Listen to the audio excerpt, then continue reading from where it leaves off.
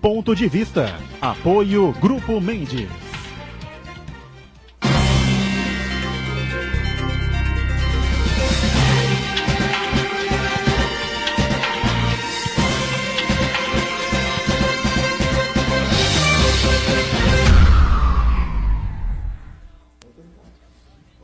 Estamos começando aqui mais um Ponto de Vista, você sempre acompanhando a gente, conferindo conosco neste horário da 1h30 da tarde, não é?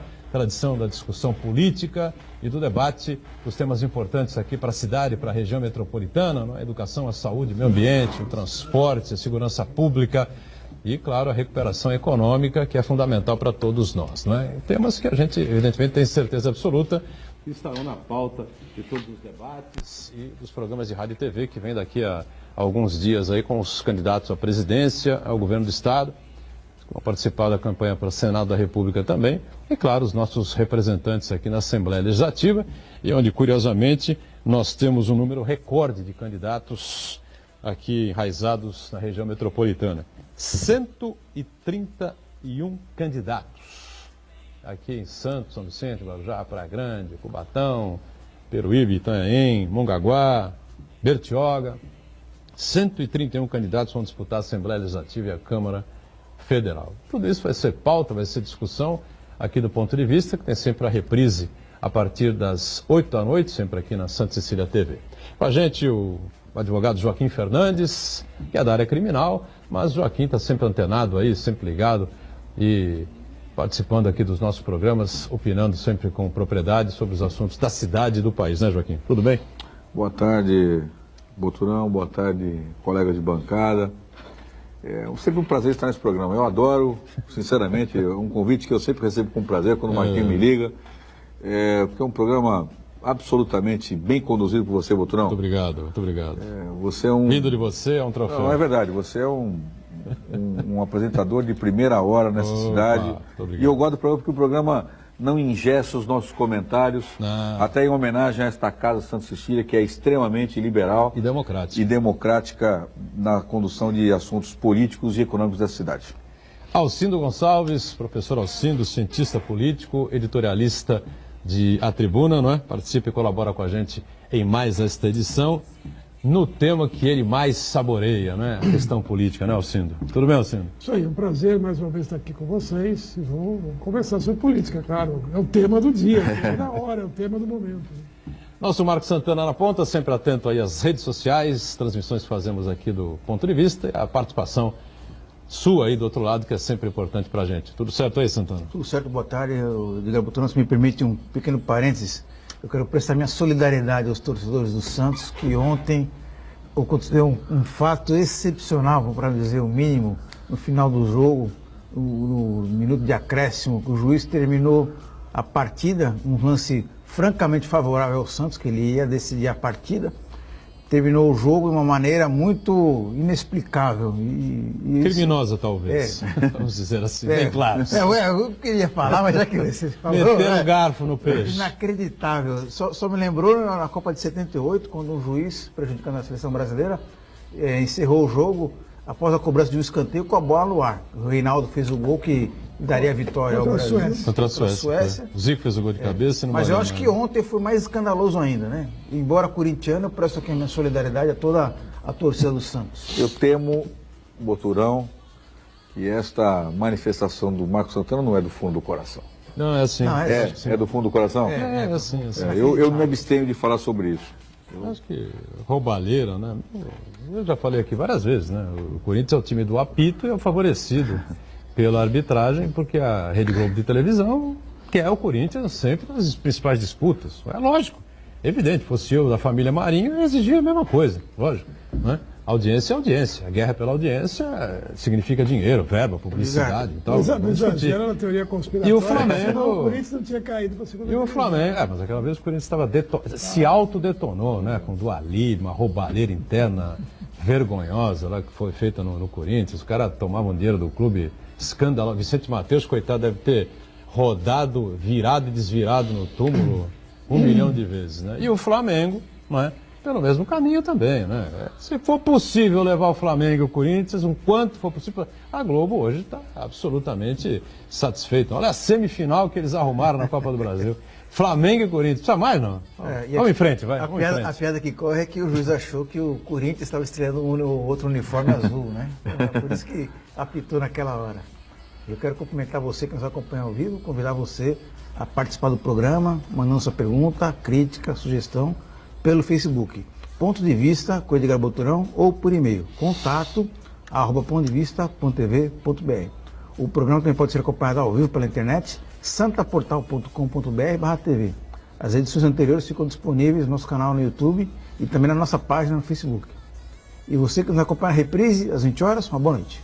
Pois é, para você que está na reprise, sempre o nosso boa noite e o mantra de todos os dias. O programa ao vivo acaba às 2h30 da tarde, reprise só às 8 da noite. Nesse espaço de tempo, sabe Deus o que pode acontecer na nossa combalida república, como ontem lá no TSE, né, uma caravana do MST, o movimentos de ruas e o pessoal do PT, enfim, para o registro, né, da candidatura de Lula, o ex-presidente Lula, à presidência da República, com Fernando Haddad de vice, mas todo mundo sabe que isso vai acabar não acontecendo de fato, né? Bom, começar pela casinha aqui, o Alcindo e Joaquim, né? A gente sempre fala, eleitor aqui da região, da cidade, da Baixada, de alguma maneira prestigiar aqui os candidatos nossos aqui, não é? Porque você vota num candidato midiático aí, que é de São Paulo, é de outra região, enfim, dificilmente ele virá aqui, né, para sentir o nosso drama, os problemas que vivemos, enfim, né, visitar os nossos prefeitos. É muito complicado isso, né? E os candidatos regionais estão aqui, são da casa, têm escritórios aqui, essa coisa toda, né? Normalmente foram vereadores, a maioria e tal, né? Mas aí, nada contra a candidatura de ninguém, hein? Deixar isso bem claro, né? 131 candidatos, 63 candidatos aqui da Baixada, até o momento, que tem algumas candidaturas aí que estavam ainda em suspense, a gente pode ter alguma mudança para mais, né, nessa relação, à Assembleia Legislativa. E 68 candidatos aqui da região à Câmara Federal. É um número tanto quanto exagerado, hein, Alcindo Gonçalves? Sem dúvida nenhuma. É um número altíssimo, recorde. Agora, é preciso compreender essa realidade, essa circunstância. Nós temos no Brasil 35 partidos políticos registrados no Tribunal Superior Eleitoral. Ora, a lógica dos partidos qual é? Disputar a eleição, aumentar o seu espaço, crescer as suas bancadas e tal. Ora, num país que tem 35 partidos políticos no cenário, dos quais 25 têm representação na Câmara dos Deputados, é natural que a gente tenha uma oferta gigantesca de candidatos. Quer dizer, o problema central está no nosso sistema político eleitoral. Nós precisaríamos ter um número menor de partidos. Isso, aliás, espera-se que comece a haver agora uma redução em função da cláusula de barreira a partir desse ano, dessa eleição. Os partidos terão que conseguir pelo menos 1,5% da votação válida para a Câmara. Baixo, né? É baixo, mas enfim, já é alguma coisa. E isso não vai crescer até 3% para que eles tenham acesso ao horário no rádio e na televisão e acesso ao fundo partidário. Ou seja, os analistas, os estudiosos acham que gradualmente nós vamos ter um enxugamento, uma fusão, uma aglutinação de partidos e tal, o que melhorará. Agora, pensando do lado do eleitor, o eleitor da Baixada Santista. Não, confusão, né? Como é que uma pessoa vai conseguir analisar 131 nomes, 60 e poucos nomes para cada cara? É impossível. É absolutamente impossível. Quer dizer, então, realmente é uma distorção, uma disfunção do nosso sistema que acaba prejudicando, inclusive no momento crítico, no momento de grande descrédito da política, dos políticos, de apatia. Isso aí soma ainda mais para piorar o quadro. Então, agora, o jogo é esse, o jogo está sendo jogado com essas regras, portanto, nós não podemos mudar as regras agora. O que se deve fazer, claro, dentro do possível, buscar fazer as escolhas mais conscientes e responsáveis possíveis, né, na minha opinião, que é dentro da oferta gigantesca que está colocada pelo atual momento. E é incrível que tanta gente, né, se disponha. Eu acho que grande parte dessas pessoas se iludem, se enganam. Alguns até a gente compreende, a gente que quer ser candidato a vereador, prefeito e tal, e está fazendo uma certa plataforma, escada. Mas muitos acho que se enganam, se iludem, não tem a dimensão que um deputado estadual precisa ter 50 mil votos, um federal precisa ter 100 mil votos. E a pessoa diz uma liderança local, até expressiva, mas isso não garante nem de longe a possibilidade de ele atingir esses números. Principalmente se ele pertencer a uma cidade pequena, uma cidade que tem um pequeno colégio eleitoral, que aliás é o caso aqui da região, várias cidades. Então não tem chance nenhuma, quer dizer, ele vai perder tempo, dinheiro, energia e vai prejudicar o conjunto dos candidatos e comprometer o processo que está em curso. Joaquim, pois não, Joaquim. Eu acho, em Vai ter que complemento ao que o pesquisar Alcino bastante falou, aí, viu? eu gostei muito da parte final do que o Alcino falou, quanto com relação a algumas pessoas que realmente se iludem, achando que porque ele é muito conhecido, porque ele anda pela rua e as pessoas falam, oi fulano, oi ciclano, ele acha que isso é uma condicionante para ele ser político, e para ele ser candidato, e para ele ser candidato e ser eleito, e não é. A gente sabe que às vezes até presidentes de agremiações, de clubes, de associações de bairro, partem também deste princípio e também quebram a cara. Eu acho, primeiro o Supremo Tribunal Federal lá atrás 2006, né? Cláusula de barreira. complicou Falamos a disso vida aqui, política Com brasileira. certeza, com certeza. Era Segundo, 5% naquele momento. a estrutura política brasileira ela é feita para que os grandes partidos, as grandes lideranças, as lideranças mais antigas, continuem se perpetuando no poder. Né? A impressão que eu tenho, quando você, por mais que você queira criar cláusula de barreira, 1,5%, 3%, 5%, mas na verdade a estrutura partidária brasileira, ela é feita para manter um determinado grupo político, eu não falo aqui de PT, de PSDB, não, de políticos, para manter a hegemonia de poder. É assim que eu vejo. Pode parecer meio uma teoria da conspiração, mas não é não. É assim, se nós verificarmos que não há lideranças políticas forjadas recentemente, isto vem só a acrescentar aquilo que eu penso. Você olha hoje, candidatos a presidente, à exceção dos governadores que aparecem aí, o Dória, o Márcio França, que é um político já vivido, você vai ver que as grandes lideranças partidárias estão envelhecidas. Não se preocuparam, porque não é interessante, formar novas pessoas, novos contingentes partidários, novas lideranças partidárias, porque não querem dividir o poder. Para eles o poder é um negócio, é nosso, ninguém tasca e eu vi primeiro. Então quando eu vejo 131 pessoas, 68 de um, 63 de outro, para querer ser candidato a deputado federal e deputado estadual, você simplesmente bagunça a cabeça do eleitor. E aí você favorece o quê? As grandes figuras partidárias. As grandes figuras partidárias que detêm a grande parte dos recursos financeiros das campanhas. Isso sim. É verdade, né? Uma situação colocada aí interessante. Nós vamos ter uma eleição geral esse ano, pela primeira vez, sem financiamento privado, sem financiamento de empresas. Já houve uma eleição municipal, mas a eleição geral é a primeira. Então os recursos são muito restritos. Foi criado um fundo especial de financiamento de campanha, 1 bilhão e 700 milhões de reais, além do fundo partidário, mas esse dinheiro é gerido pelas direções partidárias. Esse fator realmente ele ajuda em uma campanha mais curta, mais diminuta em tempo, cheia de restrições, que eu acho uma coisa exagerada no Brasil, essa coisa de restringir, proibir, não pode fazer, não pode ser candidato. Que isso? Velório eleitoral que é isso? Foi criado aí. Nós temos que abrir as candidaturas o mais cedo possível. E, claro, com limites à questão financeira, aos gastos e tal. Mas, então, nós temos um quadro realmente que favorece, sim, aqueles que já estão no mandato. Os cálculos preliminares aí são de renovação baixa. Porque a renovação na Câmara dos Deputados tem sido alta. Se a gente for ver, 50%, chega a 40 e poucos por cento. O que não quer dizer absolutamente nada. Vamos ter porque clareza. continua o baixo clero e continua o alto clero. Trocar as pessoas, essa renovação, essa palavra renovação, o que adianta trocar? É a história de trocar 6 por meia dúzia. Se as pessoas que vêm continuam se comportando da mesma maneira, quer dizer, essa coisa de mudar o sistema político brasileiro, mudar a política brasileira, mudar a forma, é uma coisa muito complicada, porque aí daria horas aqui de discussão. Mas a culpa está em quê? Está no sistema? Talvez. Mudar o sistema podia melhorar.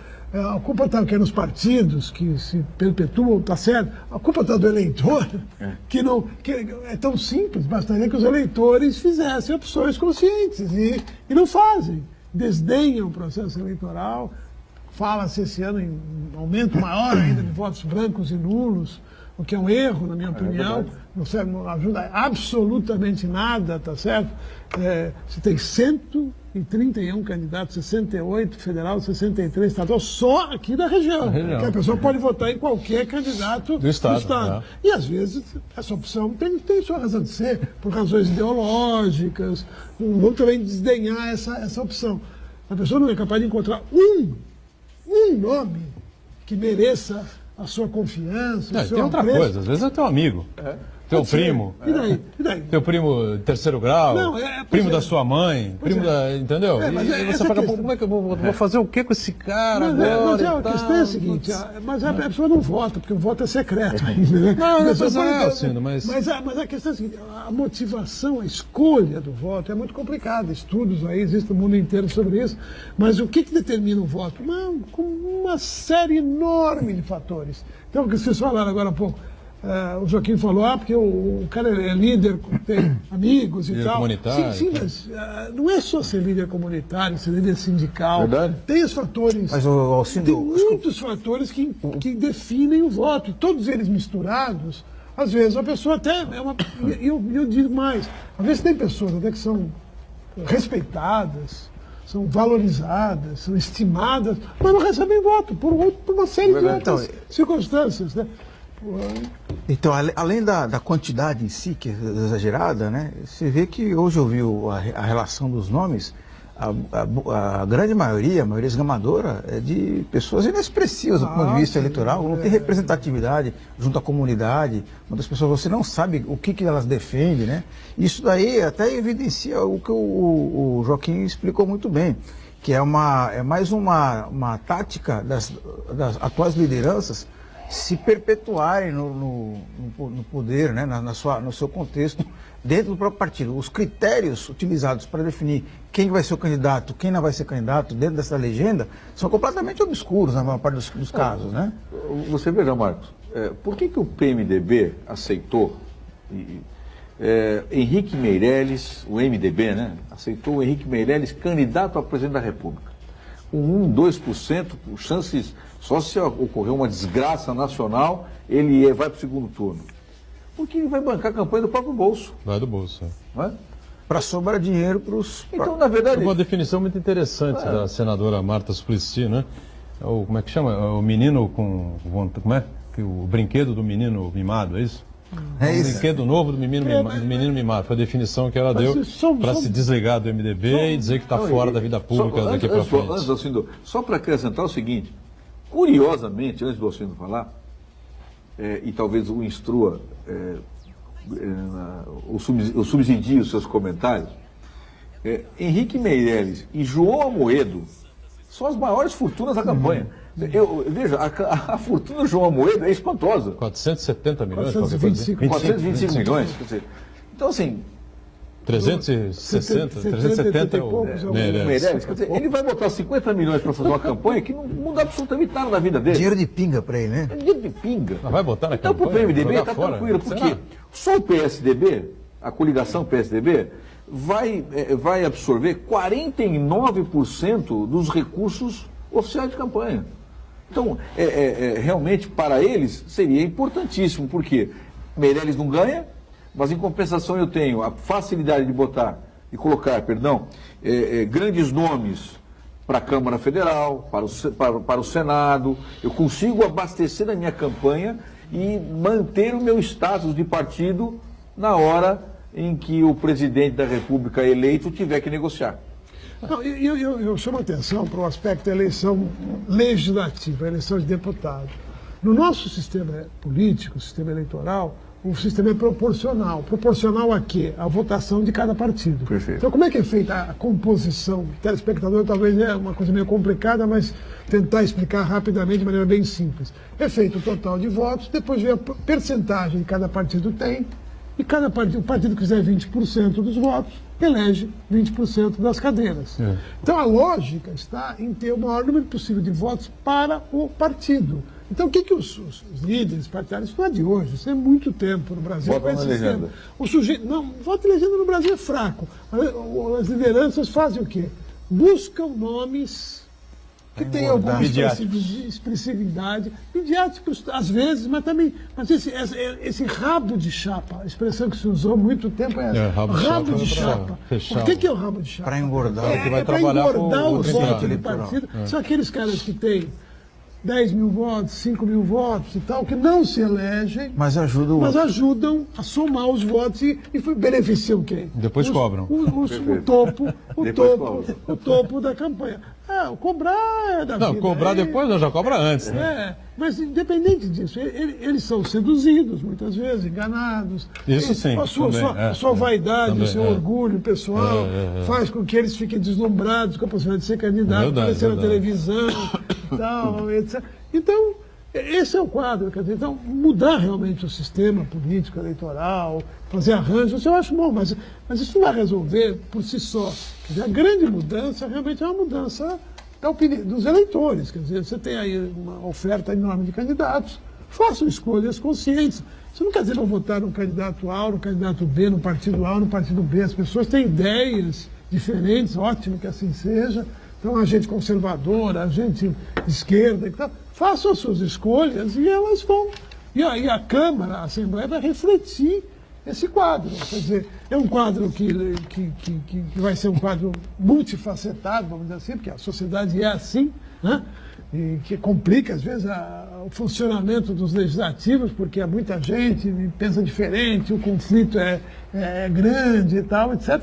Mas é o único caminho da democracia funcionar, não tem outro jeito. Quer dizer, se a gente for negar isso aí, vamos romper tudo e vamos partir para o autoritarismo que, eu sempre digo e repito isso, não deu certo na história do mundo. Porque se autoritarismo, ditadura tivesse dado certo, nós já teríamos há muito tempo essa situação consolidada. E não a Europa quase inteira estaria no todas as ditaduras, mais dia, menos dia, caem, e caem de uma maneira terrível, na maioria dos casos.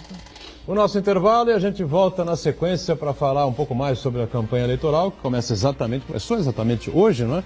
Dia 16, e se encerra apenas em 4 de outubro. Mas não confunda não, porque a campanha eleitoral em rádio e TV começa daqui a 15 dias só. Já, já.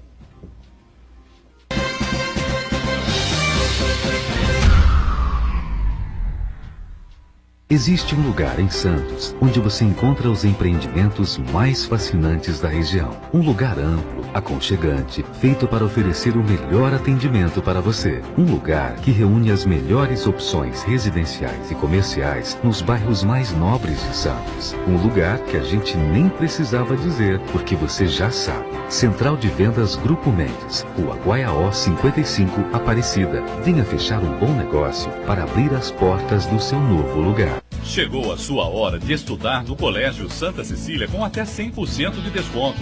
Venha participar do concurso de bolsas de estudo voltado para novos alunos que vão cursar o 6º ano do Ensino Fundamental 2 e a primeira série do Ensino Médio em 2019. Essa é a sua oportunidade de estudar em uma instituição com infraestrutura de ponta e corpo docente altamente qualificado.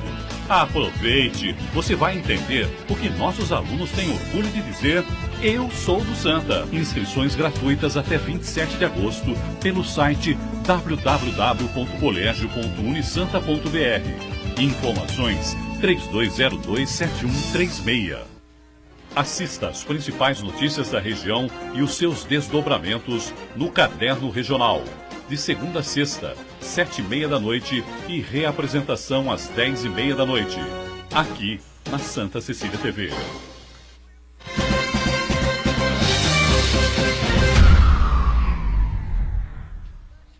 Pelo amor de Deus. Muito bem, de volta aqui a sequência do nosso ponto de vista, tentando arrumar aqui o microfone que eu mesmo joguei ao chão, mas já está arrumado aqui devidamente, distribuindo aqui a edição desta quinta-feira do Jornal da Orla, aqui aos companheiros Joaquim e Alcindo, né? Joaquim Fernandes, Alcindo Gonçalves, participando com a gente desta edição. E está aqui a capa, aqui nessa que eu vou, né? A capa do Jornal da Hora, formato tabloide nesta quinta-feira, né? O primeiro confronto, chamando a atenção para o debate da Band hoje à noite, entre os candidatos ao governo do Estado de São Paulo. É isso, Marcos Antônio? Exatamente. Primeiro confronto direto entre os candidatos na TV Bandeirantes, a partir das 22 horas. Fazendo um merchandising aqui, mas acho que é importante para todo cidadão que quer se informar, conhecer os candidatos, aliás, para ver o que é discurso e o que é essência, né? Então é muito importante que o cidadão, o eleitor, acompanhe esse debate. Pela ordem, você viu aí as fotos, né, colocadas. Pela ordem a gente tem Márcio França, atual governador, busca a reeleição pelo PSB, né, na sequência da esquerda para a direita, como vai estar na sua telinha, né, hoje à noite na Bandeirantes. O Rodrigo Tavares, sinceramente não sei quem é, ele é candidato do PRTB. Paulo Scaff, presidente licenciado da Fiesp, candidato do MDB, mais uma vez, né? Marcelo Cândido, do PDT, também um ilustre desconhecido, né? Na verdade foi candidato lançado à última hora, né? Retirado da cartola. O PDT estava na campanha do Márcio e aí, porque precisava de um palanque em São Paulo para o candidato a presidente, então resolveu lançar este Marcelo Cândido. João Dória, do PSDB, o ex-prefeito de São Paulo. Luiz Marinho, do PT, ex-ministro, ex-prefeito de São Bernardo do Campo. Só que o Luiz Marinho não abandonou a prefeitura, né, como o outro. O mandato terminou há 2 anos, então ele é candidato agora. Attention. E Elisete Arelaro, que acho que é uma professora, né? Isso. Que é a candidata pelo PSOL. Então são 7 candidatos que vão participar desse primeiro debate. E acho interessante que vai haver uma guerra, né? Uma disputa, uma briga de quem é o legado do governador Geraldo Alckmin, não, Joaquim? De quem é? É do candidato do PSDB ou é do atual governador? Porque vai ser uma situação esdrúxula, né? Você tem o candidato do partido, João Dória, mas na verdade o vice do Geraldo Alckmin e atual governador é o Márcio França.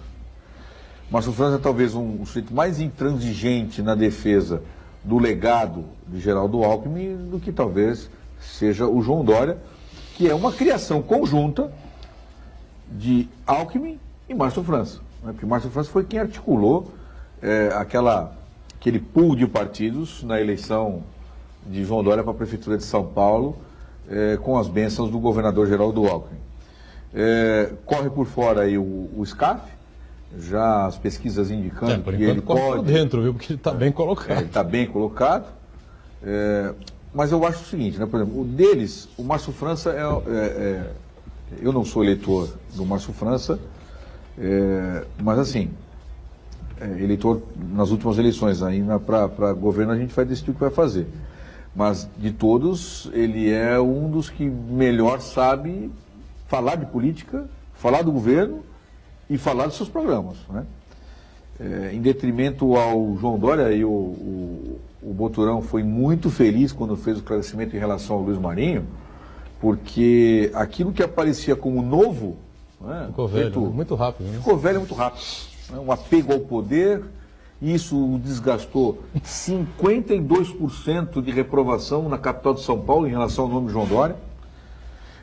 Isso vai torná-lo um sujeito, neste debate, me parece, ele vai ter que explicar como ele, em 1 ano e meio, tirou o pé da canoa da capital de São Paulo, do estado de São Paulo, para se aventurar, segundo ele, porque quiseram, o partido ungiu. Como se o partido realmente o ungisse, que as ruas de São Paulo parassem para que ele fosse candidato a governador. Então, eu reputo como um debate interessante, porque o debate para presidente foi esquisito, né? Foi um debate, conversa de botequim. Porque ninguém quis... Ninguém falou nada com nada e todo mundo não queria tapar o outro. Foi ameno. Ninguém queria falar nada. Sem o PT, não tinha o PT, né? Não tinha o PT. Aqui terá o PT. Né? Aqui terá o Luiz Marinho, que é uma grande figura do Partido dos Trabalhadores, diga-se de passagem, que fez uma boa administração de São Bernardo do Campo. Né? Participou aqui, exatamente. É um sujeito preparado, com encargo no Executivo. Os demais são aqueles que nós falamos no bloco anterior, que estão lá ou por conta de uma coligação não declarada, né? olha, eu estou contigo, mas em tese eu estou contra você.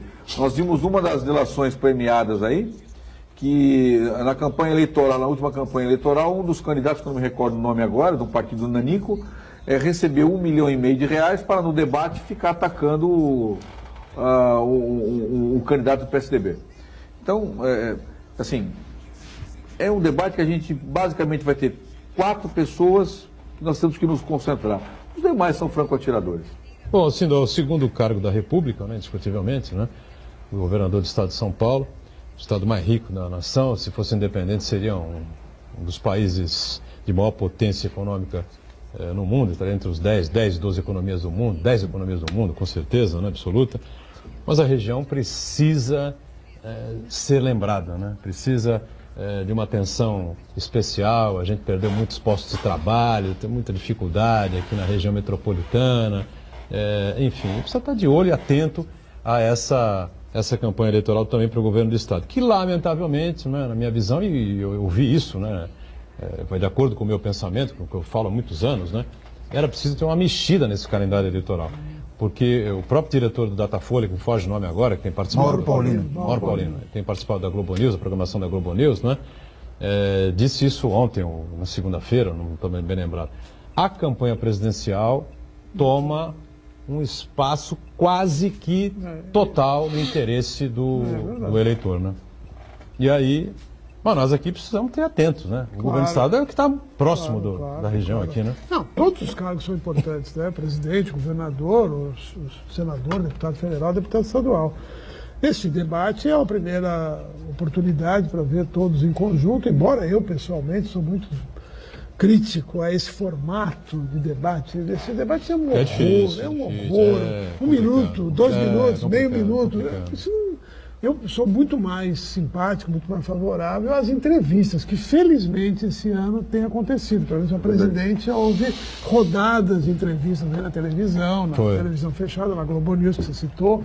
Aí sim, a Record também fez, né, várias entrevistas.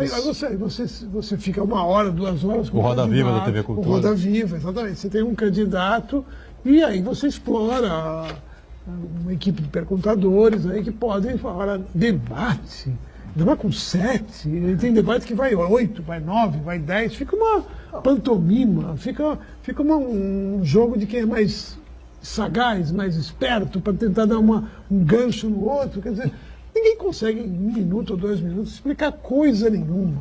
Então, na verdade, esses debates são circos ou são muito chatos. Essa é a conclusão que eu chego. E ainda arrumam um horário ingrato. 10 da noite. 10 horas da noite. O sujeito vai invadir a madrugada, vendo o sujeito falar coisas que, sabe, eu também acho, viu, Alcindo, que esse formato é um formato... É o pior possível. É um formato pior possível. Na semana passada, o debate da Bandeirantes foi o recorde, não é, de audiência no histórico de debates da Rede Bandeirantes de televisão, né, curiosamente. Então, é aquela coisa, né? Está todo mundo invocado, todo mundo bravo, de saco cheio com tudo, mas o pessoal está atento. Inclusive, a Band liderou, viu, Alcindo? Por alguns minutos, inclusive ficou à frente da Globo, né, em determinados momentos. É a história do horário eleitoral de televisão. Todo mundo critica, todo mundo desdenha, mas todo mundo, de um jeito ou de outro, vê alguma coisa do horário eleitoral. Eu concordo com o que você acabou de colocar, mas o espírito de fazer um debate entre o confronto direto entre candidatos é para acabar com aquela imagem pasteurizada, tudo bonitinho, da propaganda eleitoral. Mas isso aí, no passado, era assim, né? Funciona no segundo turno, quando você tem 2. Isso aí, concordo. Tudo bem, um contra um. Agora 7, 8, 9, quando você tem, inclusive, alguns candidatos que são franco-atiradores, que estão ali para atrapalhar, não para... Quando passou a retrospectiva de debates de Mário Covas, Leonel Brizola, Paulo Maluf, etc., o que se observar naquele momento, a influência menor de marqueteiros no ambiente eleitoral. Hoje o sujeito, ele pensa tudo, da cor da gravata... Pensam por ele, na verdade, né? Pensam por ele, né? Pensam por ele. Quer dizer, na verdade, ele falou, alguém fala para ele, você não pode falar, olha, não ataca o Alcindo não, porque o Alcindo tem uma pedra no bolso que ele vai te devolver. Então, fica na sua. Você só vai em cima do Marcos. O Marcos é quem é teu alvo. Então, eu tenho a impressão de que hoje... o marqueteiro, ele é mais governador, mais presidente do que o candidato, né? Ele sabe mais do Estado Embora do que o diminua, cabra. felizmente as denúncias, os escândalos diminuíram um pouco o peso e a influência dos marqueteiros. Mas nós vivemos uma sociedade de comunicação de massa. Não dá para fugir dessa questão central. E essa coisa antiga, você falou do Leonel Brizola. O Leonel Brizola é um desastre em debate, porque ele não conseguia fazer. O Leonel Brizola não brilhante. Cumpriu o tempo, nunca. Ele não conseguia Estourava o falar tempo em 2 todo minutos. É impossível para o Brizola falar em 2 minutos. Então ele fazia um desempenho péssimo em debate. Quer dizer, E brigava com o Maluf o tempo inteiro. Filhote da ditadura. Filhote, você é um filhote da Desequilibrado, lambeu as botas da ditadura, e não sei o quê. Olha, o debate tem a seguinte situação, que é complicada. O candidato número 1 pergunta ao candidato 4. Aí o candidato 4 responde, tem a réplica e tréplica. Aí tal, isso aqui pode, volta aqui, o 7 pergunta para o 1. Então o 1 perguntou para o 4 e o 7 perguntou para o 1. Sabe quando é que o 1 volta a falar? Mandaria 20 minutos. Mais ou menos, entendeu? São 7 candidatos, 8 candidatos. Então o cara fica 7 minutos, 20 minutos ali, se você somar, fora do ar. Se entendeu? você somar, cada um vai falar 3 minutos, 4 E é minutos. engraçado, porque assim, aí o cara tira lá de um jornal, qualquer coisa que o valha, educação. Aí pergunta, candidato Marcos, E pergunta. é educação. O cara fala genérico, olha, a gente tem que botar professor na escola, tem que botar as crianças na creche, a mãe tem que fazer não sei o quê. O salário tem que melhorar, As que o respostas professor... são sempre as mesmas. Porque não tem como o sujeito em 1 minuto, 2 minutos, até porque ele também não vai detalhar o que ele vai fazer, porque ele não tem como naquele momento, porque lhe falta o dinheiro. Ele fica falando coisas genéricas. Então, na verdade, os candidatos, por exemplo, a presidente, eu percebi muito isso, eles estavam muito mais preocupados em mostrar politicamente quem é o candidato, se o Bolsonaro representa a extrema enlouquecida, se o Boulos é a extrema esquerda completamente enlouquecida, se o Geraldo Alckmin é o sistema, se o Ciro Gomes é o sujeito que pode mudar tudo. Essas são as questões que os caras estão colocando. Então, assim, mas sempre de uma maneira absolutamente superficial. Mas olha, que não dá de também, uma né? Não tem superficialidade, como também foram algumas entrevistas da Globo News com alguns dos candidatos, que foram genéricas. Então, o que você acha disso? Bom, o que eu acho disso, eu fico falando horas sobre o que eu acho disso. Agora, faltou Ali na Globo faltou muito preparo dos jornalistas para se mostrarem isentos quando não gostavam de determinada postura do Bolsonaro, do Alckmin ou de outro candidato, uma postura profissional, objetiva. Eu quero saber de você exatamente isso. Ali buscou-se muito o histórico, né, do candidato, né? O que Até VTs o que é correto. antigos, enfim, de posições do cidadão. Não, eu concordo, até porque tinha tempo para isso, né? 2 horas e pouco, candidato ali Isso que o Joaquim sendo questionado falou. por muitos. Você faz uma né? entrevista longa, você só fala bobagem, só fala generalidades, isso conta mal, conta negativamente para ele. O eleitor que está assistindo o debate, mas esse cara não sabe Mas eu nada. acho que nesse debate, nessa entrevista da Globo News, acho que eu assisti todas, acho que faltou aos entrevistadores ali o preparo para receber o contraditório, o confronto. Eles, na boa parte, eles não souberam fazer a réplica às respostas. Muito bem colocado, Marcos. Porque o Globo News Acho que não uma linha, tinha é uma via única. Eu tenho uma vai lá, verdade o absoluta global e a ali, hipertexto. ele vai lá, faz o seu comentário, tal, não sei o que, ele nunca é confrontado, né? É sempre uma via mão única. A partir do momento de que ele recebe uma resposta, ele não conseguiu, nenhum deles conseguiu fazer a tréplica e confrontar aquela resposta de todos os candidatos.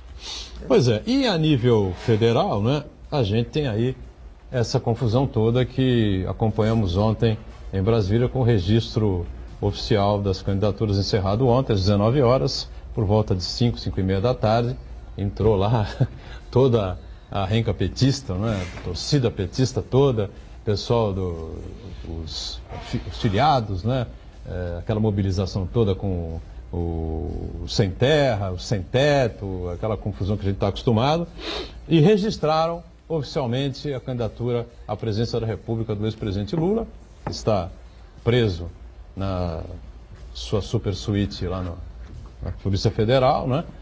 E como vice o Fernando Lula Haddad, já disse Ninguém está enganado. Ou Manuela Lula Dávila. O Uriel ontem citou o Fernando Lula, muita gente deve ter ficado assim, eu fiz questão de registrar e volta para lá. O Fernando Haddad adotou, né, em cartório, né, Fernando Lula Haddad, evidentemente para poder disputar a eleição e de uma maneira ou de outra também fazer uma certa confusão na cabeça do eleitor, né? E, tínhamos que viver uma situação dessa, né, o Alcino Gonçalves? Como é que é? O Brasil é sui generis em tudo. Realmente é uma situação sui generis mesmo, isso é verdade. Que espera-se que agora a justiça seja capaz de, num prazo bastante reduzido, respeitados os direitos e as prerrogativas legais, que se possa dar uma definição. Do ponto de vista do PT, você pode até criticar, dizer, não, essa é uma estratégia perigosa, alguns acham até que é uma estratégia suicida, mas é uma estratégia. É uma estratégia. Eles têm um nome, uma liderança que, destacadamente, é o grande nome da política brasileira, claro, que as pesquisas mostram que tem 30% dos votos de maneira resistente nesses últimos meses, e é natural, portanto, que eles tentem apostar nessa via até o último momento. Quer dizer, compreende-se isso. Alguém pode dizer, não, mas isso é perigoso para o partido, depois a transferência dos votos pode não acontecer.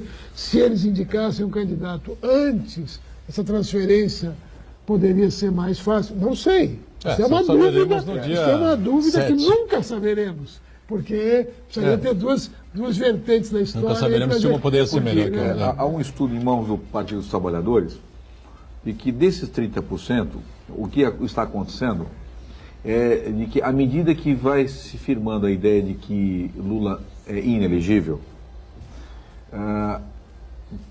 talvez entre 5% a 8% dos eleitores cativos estão perdendo a credibilidade, não é a credibilidade, desculpe, mas a crença em votar em alguém indicado por ele.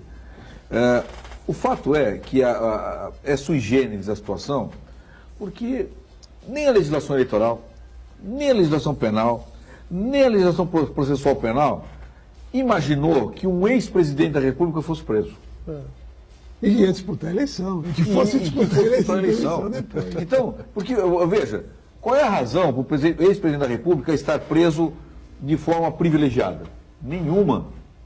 Então, qual é a razão para ele estar aqui que eles dando suíte especial por escrito? Suíte presidencial da Polícia Federal. É que na legislação processual penal ninguém imaginou, nem no melhor sonho da esquerda brasileira de outrora, de que um ex-presidente ficaria preso. Não importa se o Lula ou se qualquer outro. Se um senador ia ficar preso. Isso não tem previsão.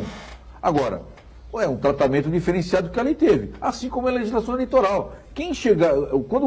Quando pensaram na lei, não passou pela cabeça de ninguém de que, e se um candidato fosse preso às vésperas de um processo eleitoral? Possibilita, como bem assinalou o Alcindo, uma estratégia. Você pode achar odiosa, você pode achar horrorosa, você pode não gostar do PT, Joaquim, mas é uma estratégia bem feita. Aliás, dita aqui com muita antecedência, eu repito sempre quando se trata desse assunto, quando o Rogério Merano, advogado, especialista em direito eleitoral, esteve neste programa aqui, eu estava na bancada com você, honrosamente, e ele disse, ele pode ser candidato e a estratégia vai ser o seguinte, até acho que 20 dias antes, troca, e aí o cara assume a candidatura, assume embalado. Essa é a estratégia. Agora, há quem critique essa estratégia, né? Sim. E aí até o Ciro Gomes, eu acho que ilustrou muito bem quem pensa dessa maneira, que é a estratégia do PT, vai lá à beira do precipício. Que esse pessoal argumenta o seguinte, que essa estratégia é boa apenas, exclusivamente para o Lula. Porque se ele perde a eleição, é porque ele está preso. Se ele depois emplaca o Fernando Lula Haddad e ele perde a eleição, perdeu porque não era o Lula. Se o Fernando Haddad ganha a eleição, o Lula elegeu mais um poste. Então, quer dizer, na verdade... Preso. Preso, né? Elegeu o poste preso. O Lula seria o grande beneficiário. Diga-se de passagem, é verdade, né? Beneficiaria apenas o Lula pessoalmente em detrimento de todo o partido, aí, todos os arranjos até setores- regionais que tem o setores PT do deixa de fazer, né? partido que acham que é uma maneira do partido se manter vivo, forte. Eu acompanho essa. Alguém duvida que nos próximos dias, semanas, provavelmente, essa questão do Lula vai monopolizar Já está, o né? debate Sim. político Estamos aqui eleitoral? falando de quê? Quer dizer, Né? agora, isso tem um efeito positivo para os candidatos a deputado, por exemplo? Possivelmente. Também, claro que então, Mantém a chama acesa, né, Alcino? Dizem até muitos que o Lula foi convencido aí para uma estratégia de... Porque ele poderia até pleitear, os advogados podiam, já nessa caminho, pleitear uma prisão domiciliar, ele abriu mão, isso. porque ele tem que ir até o fim nessa foi o situação, racha da defesa. E, de qualquer maneira, o partido precisa sobreviver. Independente. Primeiro que eu acho que o PT é um forte, é um partido que disputa de fato a presidência. Não vamos negar isso. Claro. A estrutura que tem. A estrutura e com o nome. Capilaridade que o partido tem. Com a liderança do Lula, direta ou indiretamente. Claro, isso é o discutível. peso que ele tem na região norte e nordeste. Isso é inegável. Agora, o PT precisa sobreviver. Como é que ele sobrevive? Bancadas, com deputados, elegendo alguns governadores, senadores. Claro. Então precisa ter uma ação política. Quer dizer, então, é isso que está acontecendo.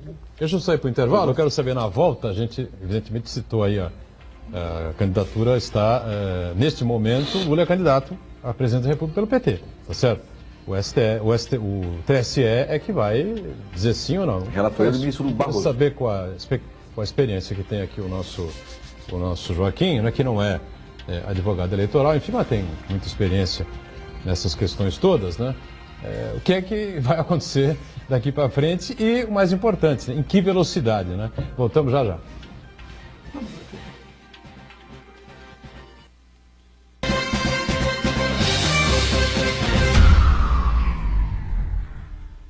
Existe um lugar em Santos onde você encontra os empreendimentos mais fascinantes da região. Um lugar amplo, aconchegante, feito para oferecer o melhor atendimento para você. Um lugar que reúne as melhores opções residenciais e comerciais nos bairros mais nobres de Santos. Um lugar que a gente nem precisava dizer, porque você já sabe. Central de Vendas Grupo Mendes, Rua Guaiaó 55, Aparecida. Venha fechar um bom negócio para abrir as portas do seu novo lugar.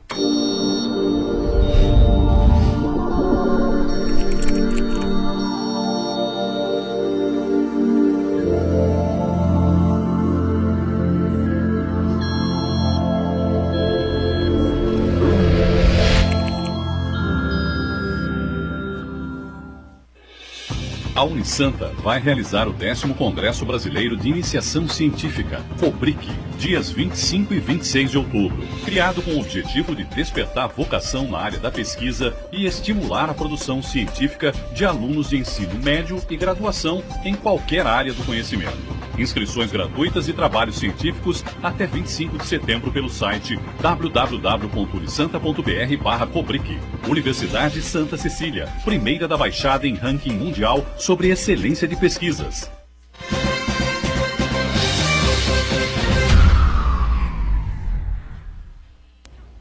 Muito bem, a gente aqui na sequência falando sobre as eleições e para a gente arrematar, né, essa questão aí que envolve a inscrição do presidente Lula como candidato a presidente da República. Isto vai, evidentemente, gerar uma decisão do Tribunal Superior Eleitoral, pode haver recursos, enfim. Joaquim, e agora? Olha, eu não sou especialista em direito eleitoral, mas em conversas com o meu amigo Rogério Merana recentemente, não há dúvida de que ele está inelegível. Ponto. Eles também sabem, o partido sabe, a estratégia está montada. Senão, por que eles demorariam tanto tempo e ficaram burilando quem seria o vice de Lula, se não alguém que ele entendesse que fosse uma pessoa que capitalizasse votos em seu nome? Qual a razão de Fernando Haddad acrescer o Lula ao seu nome, se não essa? Né? Tem a Manuela Dávila. Ainda tem a Manuela Dávila. Candidatura triplex, né? Assim, não há dúvida de que ele vai ser candidato, que está inelegível. Não há dúvida. Eu não ouvi um comentário de especialista em direito eleitoral, que dissesse que é possível. Não, não é. Não é. É uma questão de tempo só. Até porque, diferentemente de um deputado estadual, cuja discussão de inelegibilidade começa em instâncias inferiores, lá a discussão começa em cima. Então você tem um tempo mais reduzido da discussão, porque já tem a relatoria do ministro do Tribunal Superior Eleitoral, que é o ministro Barroso, e eles estão querendo impugnar a relatoria do ministro Barroso. Há uma notícia num blog ontem à noite. Daí é só o Supremo Tribunal Federal, que não vai mudar o que está escrito no texto legal. Portanto, a estratégia, repito, e eu gostei muito da articulação do Alcindo, boa ou ruim, É uma grande estratégia. estratégia. E a gente tem que respeitar a estratégia que o partido delineou. Muito bem. Bom, Alcindo, a gente vem acompanhando aí, né, a vida toda, essa questão da discussão da saúde. Saúde é muito cara, o SUS é bom, mas não funciona e tal, né? A educação sucateada, pessoas ganham muito mal, a educação pública é muito deficiente e tal, não sei o quê. Segurança pública, os números e tal. Mas me parece que nessa eleição, pelo menos nesse primeiro debate aí que a gente teve, enfim, né? Esses temas são citados, evidentemente, mas o que realmente está à frente aí é essa questão da economia frágil, não é? Que uma dificuldade enorme de reagir, 20 e tantos milhões de pessoas aí sem emprego, 13, 14 milhões oficialmente, não é? E mais tantos e tantos outros aí fazendo bico, ou um amigo vai para o escritório do Joaquim, outro amigo vai para o desalentado, estão por todo lado, enfim. Me parece que essa eleição vai, o debate assim que vai dar aí o tom maior é exatamente essa questão econômica, né? Eu acredito que sim. A questão econômica vai ser... O problema é que os candidatos, infelizmente, eles não...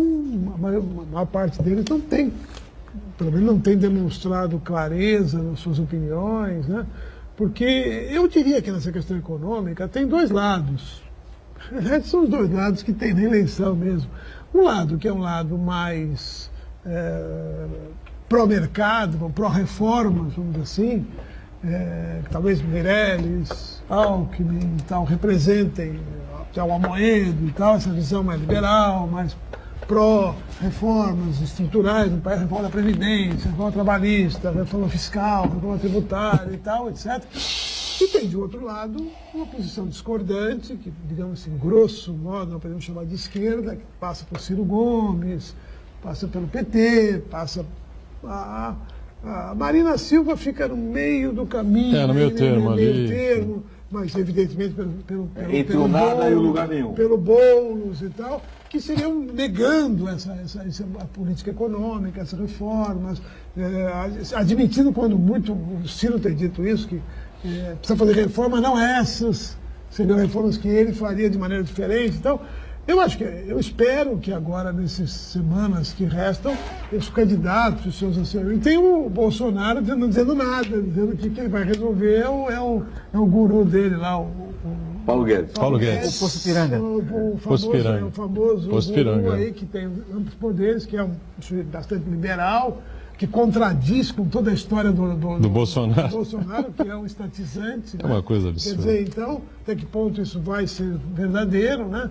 Mas eu acho que esse debate é um debate importante no Brasil hoje. Quer dizer, afinal, nós vamos fazer reformas. Que as reformas,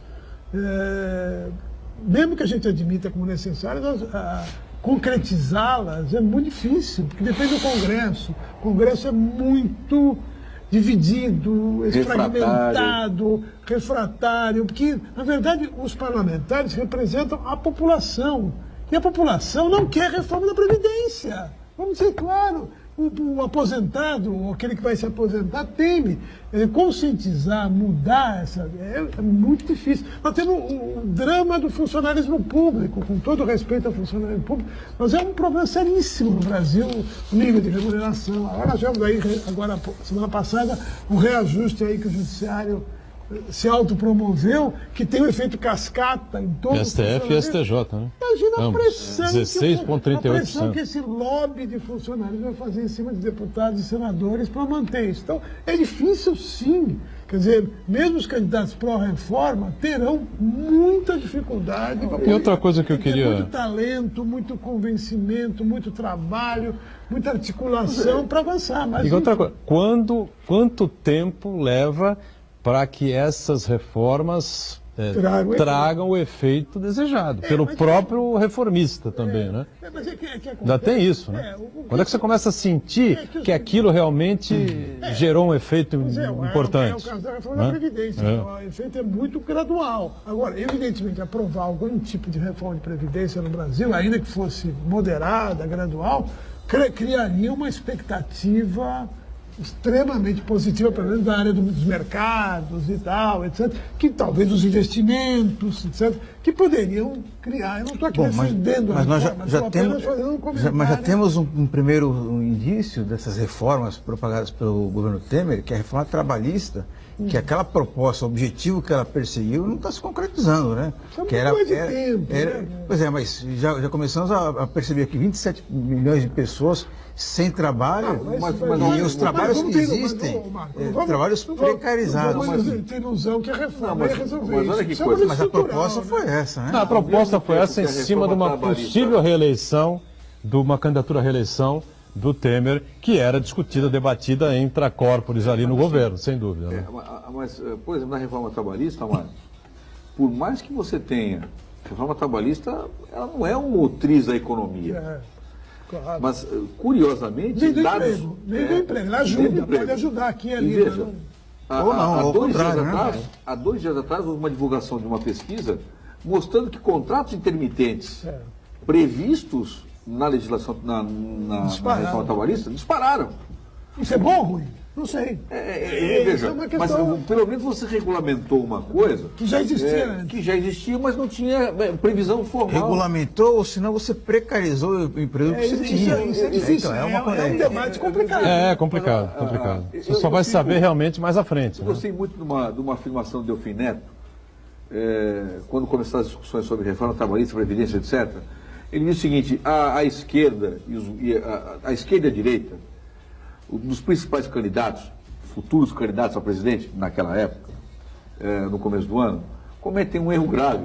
Pelo seguinte, dizia o Delfim Neto numa entrevista: deixa o Temer fazer o serviço sujo. Isso é. Ou seja, deixa ele ter o desgaste De fazer da a reforma da Previdência. Você trabalha, você partido Y, PT, PDT, trabalha por uma reforma razoável para você não ter o desgaste que todos deverão ter quando assumir A partir de agora, em 2019, né? Não tem jeito. Eu ouvi ele falando O cara isso. vai ter que discutir. Então, assim, ninguém quis o ônus político para a eleição, porque era um momento conturbado, lideranças presas, etc. E também não queriam ter esse desgaste com a população. Então, na verdade, eu mais uma vez sou obrigado a concordar com o Cindo, a generalidade de discussão de quem é pelas reformas, pelo mercado, quem é pelo desenvolvimento, né, porque são os 2 grandes grupos, né, me choca num sentido. Você tem o candidato Meirelles, que foi o maior expoente do governo Lula. O maior expoente do governo Lula e o sujeito que o Lula queria, porque queria que a Dilma colocasse no segundo mandato para evitar a queda. No primeiro já, né? Não, Queria mas que ela o mantivesse no Banco Central, né? Não perder de vista que o primeiro governo Lula foi um governo perfeitamente afinado com o mercado. Foi. Não foi, não. Daí o exemplo Conservador, né? Um governo muito conservador. Muito conservador. Claro, o segundo governo começou a fazer guinadas e aí a coisa descambou. Aliás, o Meirelles, curiosamente, usou isso no E debate, ele né? saiu. Linkando Ele saiu. a sua candidatura à imagem do presidente Lula e jamais a do atual presidente Michel Temer, né? É verdade. Foi até espertamente. curioso, né? Ele falando assim: não, mas eu fui. Porque como é que o Ciro Gomes vai atacá-lo Né? Como é que o Boulos vai atacá-lo, embora tenha dito, você é um banqueiro? Ciro e Meirelles foram companheiros do Ministério. Que o Meirelles era presidente do Banco Central, ele era ministro da Fazenda. Mas ele não comandava a economia naquele momento. Né? Ele cuidava de estabilidade da moeda, da taxa de juros e tal, etc. Sempre questionado pelo então vice-presidente José Alencar, né? Que a cada 10 palavras que dizia, 12 era tem que baixar os juros. Dizia-se, na verdade, que o Manteiga, que não entendia, segundo se comentava, que o Manteiga não entendia nada de economia e... Não, isso é exagero. O nada não é o nada absoluto, né? Não era o suficiente para, por exemplo, ofuscar o brilho do Meirelles, que era um financista... mas o Meirelles já estava fora. Presidente do banco. E outra coisa também que a gente vai ver, né? Provavelmente não tenhamos pesquisas de opinião neste primeiro mês aí, né, de campanha eleitoral. Só lá pro dia 27, 25, Terá, claro que terá. Eu não sei, você não viu? O Ibope acho que até já registrou uma pesquisa para fazer agora. Com Lula e sem Lula. Agora, o problema é que a grande dúvida é essa. Porque pela lei, a lei é clara, a partir do momento do registro das candidaturas tem que aparecer o nome dos candidatos. São mais hipóteses. Candidatos registrados. Então o Lula tem que estar na consulta. Pode ser que amanhã não. A dúvida que está reinando entre os institutos, entre advogados, entre especialistas é, eu posso, além de fazer a pergunta com o Lula, seguindo o que determina a lei, fazer um outro cenário com o Haddad, sem o Haddad? Então. Quer dizer, os institutos de pesquisa parece que opinaram que sim. Embora haja controvérsias, isso é outra coisa que precisa ser resolvida rapidinho. Ontem o diretor do Datafolha, o Paulino, né, disse na Globo News que há essa situação complicada e interna, né, na empresa, porque estão esperando uma definição do Tribunal Superior Eleitoral para ver que tipo de pesquisas eles vão colocar na rua. Porque eu estou dizendo, hoje o Lula é candidato a presidente da República. Tem que ser consultado. Tem que ser consultado. Amanhã, se houver uma decisão do TSE, ele não é candidato a presidente da República. Aí ele recorre e aí é candidato ainda. É assim? Não, mas aí a dúvida é essa. Você pergunta com o Lula, aí você faz uma segunda, essa é a grande pergunta, é o que mais interessa na pesquisa. Saber se o voto do Lula para quem vai. Essa é a grande pergunta. Que nós, inclusive, aqui em Santos, para ter pesquisa lá no IPAT, estamos com essa dúvida. Uma coisa confusa, né? Vamos colocar o Lula e o Haddad ou só o Lula? Pois é, que tá. Não sei se os institutos de pesquisa vão se aventurar ou se arriscar a, de repente, sei lá, né? Tomar a iniciativa de fazer a pesquisa. Sei lá. Obrigado ao Joaquim Fernandes por estar com a gente, ao professor Alcindo Gonçalves, Santana diariamente conosco e a gente com você aqui na Santa Cecília TV, ao vivo, né? 1h30 da tarde e com a nossa reprise sempre às 8 da noite. Valeu, obrigado, gente. Tchau.